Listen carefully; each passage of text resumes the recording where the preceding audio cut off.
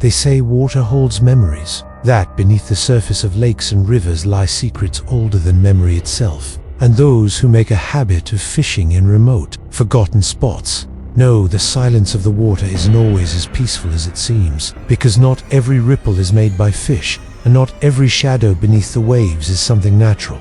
In tonight's chilling horror feature from True Terrifiles Official, we delve into the eerie world of fishing horror stories. Terrifying, true encounters told by anglers, campers, and backwoods locals whose calm days by the water turned into unforgettable nightmares. Our first account takes us to Dry Hollow Lake, a remote fishing spot in the Appalachian, known among old-timers as a cursed place where no one dares cast a line after sundown. Local legend speaks of a fisherman named Thomas Greaves who vanished one foggy morning in 1974, leaving behind nothing but his tackle box and a single boot by the shore. Ever since, anglers swear that mist clings unnaturally low to the water's surface, and eerie sounds, whispers, footsteps in the shallow reeds, and the splash of something heavy moving just out of sight follow anyone who lingers there too long. One camper, Mark Lilland, recalled in a 2019 online forum how he and his brother spent a night at Dry Hollow, hoping to fish the dawnbite. Around midnight, thick mist rolled in, deadening the sound of the crickets, and something began tapping against the side of their small aluminum boat. Mark claimed they heard a voice, hoarse, cracking, calling from across the water, though no one was supposed to be there. When they scanned the shore with their flashlight, a figure stood perfectly still among the cattails, unmoving as though carved from stone, until it suddenly collapsed into the water with a splash too large for any human. Without warning, our next unsettling tale takes place at Red Hollow Reservoir in rural Maine, where Emily Cross, an avid solo fisher. Emily's fishing rod was violently pulled from her hands, as though snagged by something beneath the surface, reported a series of unexplainable events during a summer trip in 2020. While wading knee-deep at dusk, Emily noticed that fish had stopped biting and the surface of the water had turned glassy and still. Concentric ripples formed in the center of the lake, and a figure, impossibly tall, its head obscured by something like an old sack, emerged partially from the water and then disappeared.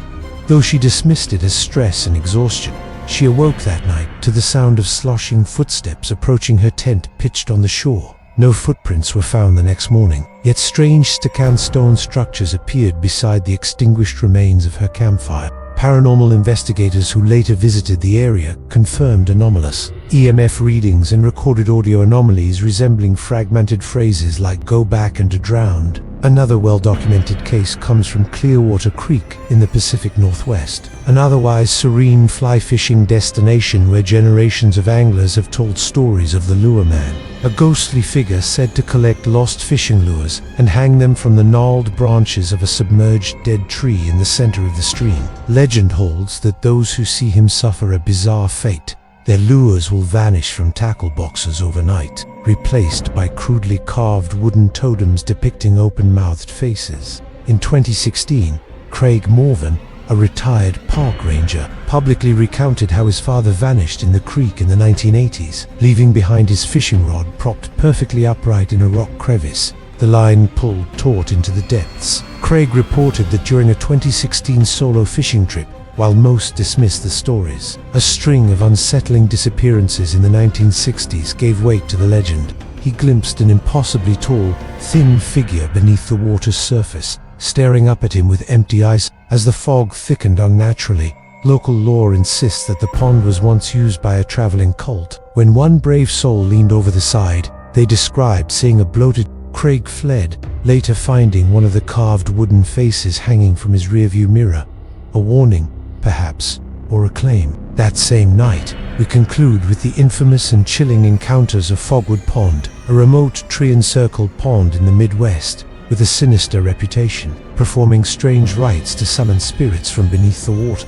In one modern account, a group of 4 night anglers in 2004 witnessed a pale shape moving beneath their boat. If you've ever experienced a strange occurrence near the water, a cold spot on a hot day, one of their number claimed to hear something scratching against the hull from below, colorless hand rise from the depths, only for it to retreat without disturbing the surface.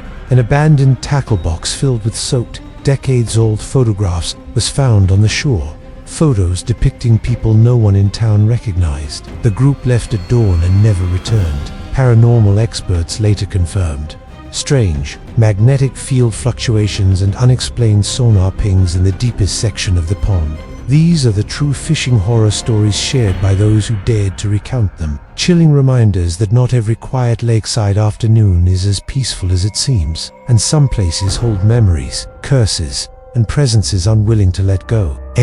An object moving on its own, or a voice with no source.